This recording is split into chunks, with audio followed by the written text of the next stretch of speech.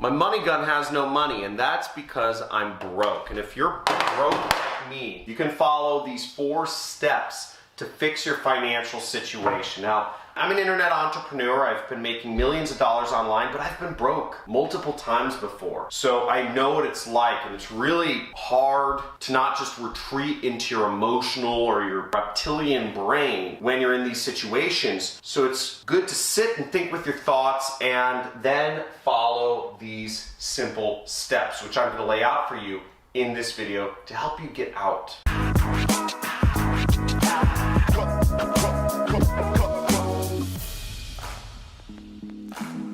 When you're struggling financially, it's hard. It's hard to think. It's hard to find a way out. You want a lottery ticket to just come up with the winning numbers, right? You want that miracle job offer to just appear and you get accepted for that great job making $5,000 or whatever it is a month. Or you just want that online business that you've been struggling with, right? That online business that you know can work, that miracle online business. It's gonna make you a lot of money just to work and just to feed money into your bank account, just stuff it in there, right? But let's be real, is that you can't rely on any of those situations. You have to figure something out. And the first thing you have to figure out is you have to be open, right? Because that miracle, if you've never been successful in your own business before, it's not something to rely on. First off, you need a money vehicle, okay? A money vehicle. You need a money vehicle, and that's either a job or a business. Now, you can also get the best of both worlds, and you can find a job which helps give you skills and experience in order to take to your own business. Now, what I did when I got started was I always knew I wanted to be an internet entrepreneur and fly across the world and travel and do fun things, kite surfing, skiing, bungee jumping, etc.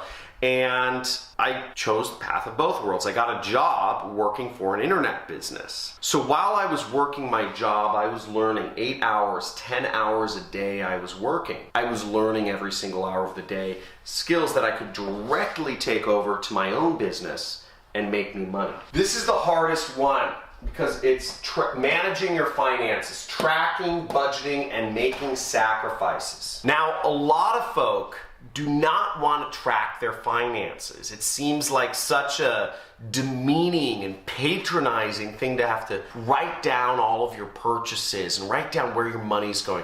But in fact, a lot of it can actually be very easy with apps like Mint, and there's phone apps that do all this for you if you're using credit cards and bank accounts for most of your purchases. And I would suggest using something like Mint, but whatever you use, track it. A lot of people want to skip that. It seems weird. But once you start tracking and you start seeing the trends month over month, you see where your money goes and you see where you can save and create budgets and make sacrifices.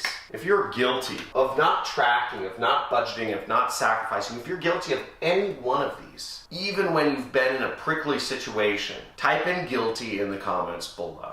And it's okay. We're all on the John Crestani channel here. It's chill, no judgments. But make sure you take this into account. Type in guilty if you are, because understanding what you're doing is the first step to making changes. Okay, now generally speaking, if you're creating a budget, this is a fairly rough budget, but the buckets I've created were necessities, long-term savings, financial freedom, education, and fun. Now what you can do is you can bucket things this way, but you want to create a budget. Write it down. Start analyzing your finances. Start actually looking at things.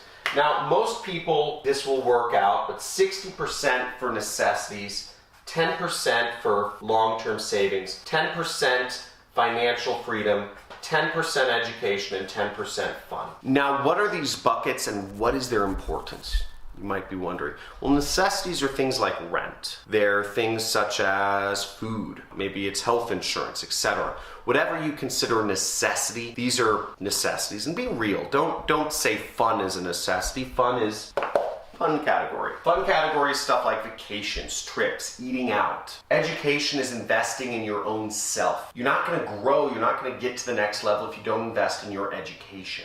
I know that might seem kind of self-serving because, hey, I'm a teacher here, right? Invest in education.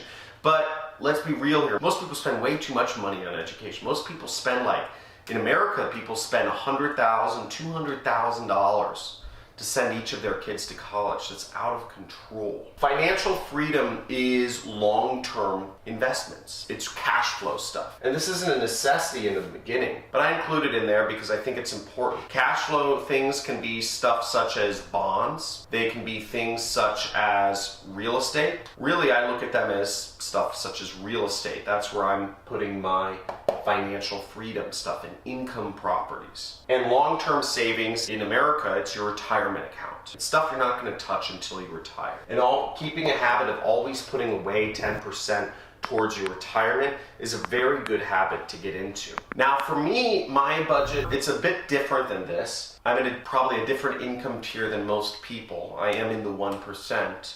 And my necessities is about 15% of my budget. My long-term savings and my financial freedom are really stacked. I put a lot of money away. I put about 25 and 25.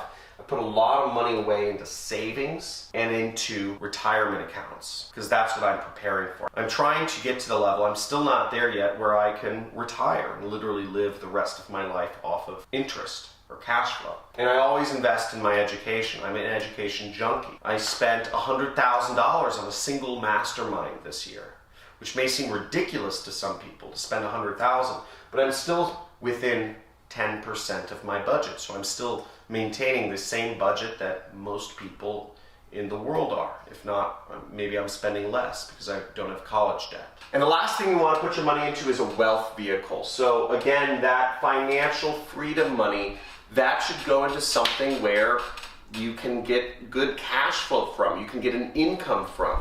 And that could be something like apartments, okay? Or investing in a duplex, or investing in a property that you rent out via Airbnb. Something that has a higher return than a stock or a bond and provides you cash flow. It could be a franchise, whatever it is, but it's investing in creating your financial freedom. It could be a side business. That's what you want to think about. Hopefully you enjoyed this video and you're enjoying learning about making money and keeping it and getting yourself towards financial freedom. Now, they won't teach this to you in colleges. They won't teach this to you in normal schools because they don't want you to know this. But there are simple steps you can take to creating wealth for yourself and keeping it. And on this channel, I show you every single day how you can do that. Now, I made my money in affiliate marketing. You can check out dozens of videos where I'm teaching you how to make money with affiliate marketing without spending any of your own money. So make sure you like this video, subscribe to my channel, and comment below. If you're committed to managing your finances, if you're putting this in action and working yourself towards financial freedom, then let's make it happen. See you in the next video.